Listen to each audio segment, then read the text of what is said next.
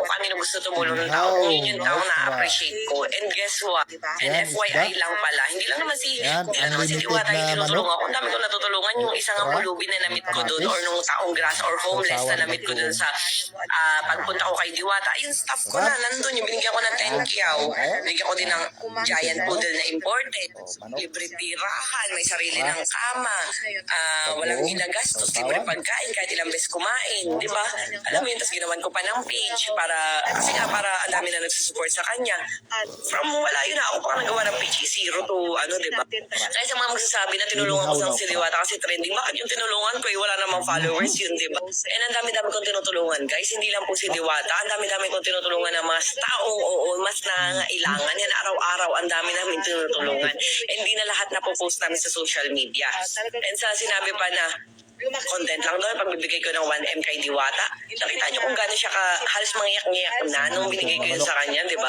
Nakita niyo naman siguro, sasabihin ba't daw sa bag daw nilagay? Sa bag, kasi siguro baka wala siyang bank account. Tanungin niyo na lang, wala na akong pakailam.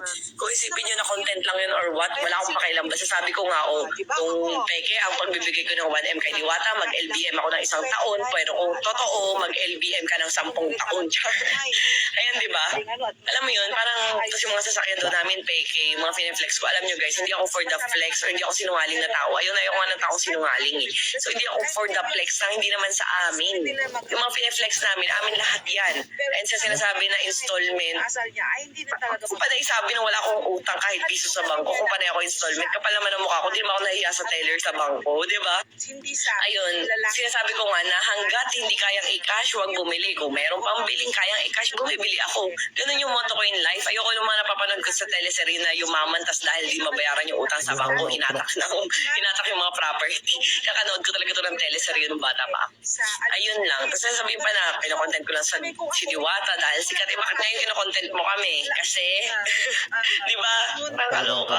So ayan, dapat maging masaya tayo sa pag-angat ng bawat tao. Hindi yung hanapan nyo ng butas, sisiraan nyo. Hindi dapat ganun. Dapat maging masaya tayo sa mga nangyayari sa bawat tao. Hindi na ako dapat pumatod kasi naawa ako kay Diwata. Kasi nga parang hindi niya kayang depensahan yung sarili niya. And every time na magdedepensa siya sa sarili niya, lalo siya ibabash.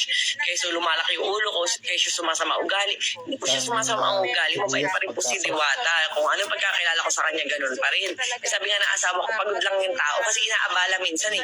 For the picture, gusto lang naman to, tao kumita para umangat yung buhay para sa future niya. Siyempre, from ganito siya eh. Bigla ngayon parang nasa gitna, pinipilit niyang pabagsakin. Siyempre, ginagawa niya yung way para kumita siya, makaipon siya para sa future niya, ganun. Pero ang nangyayari kasi ngayon, parang ginawa niya siyang santo na for the picture, which is ganun din yung nararamdaman ko ngayon na medyo ang hirap nga. Katulad minsan, masama pakiramdam namin for the picture. Pero walang magagawa eh. O nag-idol kayo, kailangan namin ngumiti. Kaya ayun, pinagsabi ako si Diwata, chinat ko siya, sabi ko, ngumiti-ngiti ka pagka hindi mo kayang ngumiti, masama pakiramdam mo or pagod ka, magtago ka na lang muna doon sa binigay kong office sa'yo na may aircon, mag-relax na, humiga ka muna dyan, with bed pa yun. So sabi ko, magpahinga muna siya. Kasi guys, hindi naman si Diwata sanay na parang artista ang peg, di ba? Alam niyo yun, parang kakaano lang niya, nag-a-adapt pa siya sa environment na meron siya ngayon, kaya intindihin niyo lang muna. Pag medyo naka-adapt na yan, magiging okay. Kasi ngayon naririndi. Ako nga naririndi ako sa daming ganap. Ang daming meeting, ang daming kumukuha sa akin. Ngayon, pati kinukuha pa ako sa teleserye. Kung ano, naririndi na talaga kami. Talagang pinipilit lang namin. Or ako, pinipilit ko lang. Ang daming nag-stress eating nga ako sa sobrang, alam mo, wala akong stress sa buhay, pero stress ako sa daming ganap. Ayan nag-chubby-chubby na naman tayo. Nag-diet pa ako. Naging ako Rosmar's Detox drink for the taba na naman ng person. Kasi, alam mo, parang yun na lang pagkain na lang. Kita nyo naman sa live kung gano'n ako kalakas kumain. Pagkain na lang talaga yung nakakatanggal ng pagod at stress ko. And katulad kanina, sa sobrang dami ko iniisip, sobrang dami na naman ganap. 6 a.m. na ata kami nakatulog.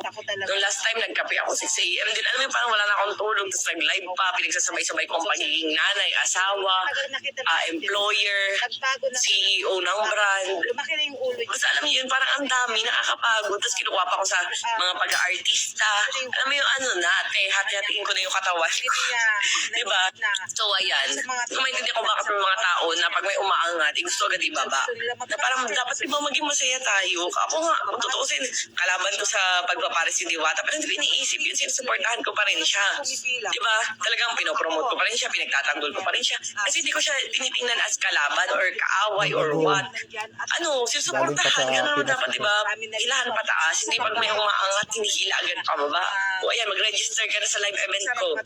O, piso iPhone, piso cellphone, piso laptop, di na natapos kaka-live. O sa June 15 naman yan, go, go, go! Ang mga tao nakaka-stress kayo, char. Hindi buti kasi ako, wala akong pakialam talaga sa mga ganyan. Talagang, ano lang ako, alam mo yung parang chill lang ako sa buhay. Pero pag yung mga loved ones ko na yung inaano, medyo napapasok ako talaga. Pinipigilan ko naman eh, pero nga, sabi nga ni Diwata, huwag ko naman ng pansin. Unlimited na manok ang kinakain mo. Araw-araw. Yan pantanggal sa umay. Manok. Yung kamatis.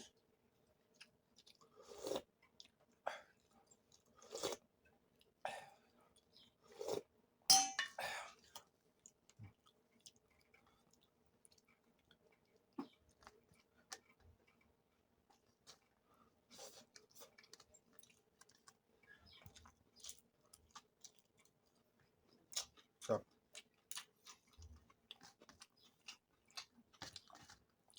kahit araw-araw na manok, may gulay naman kinakain, okay lang yan.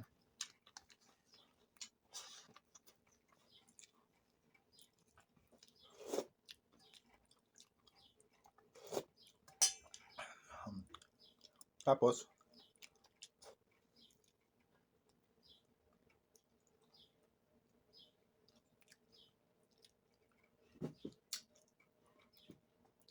may isda rin. Mainit lang dito.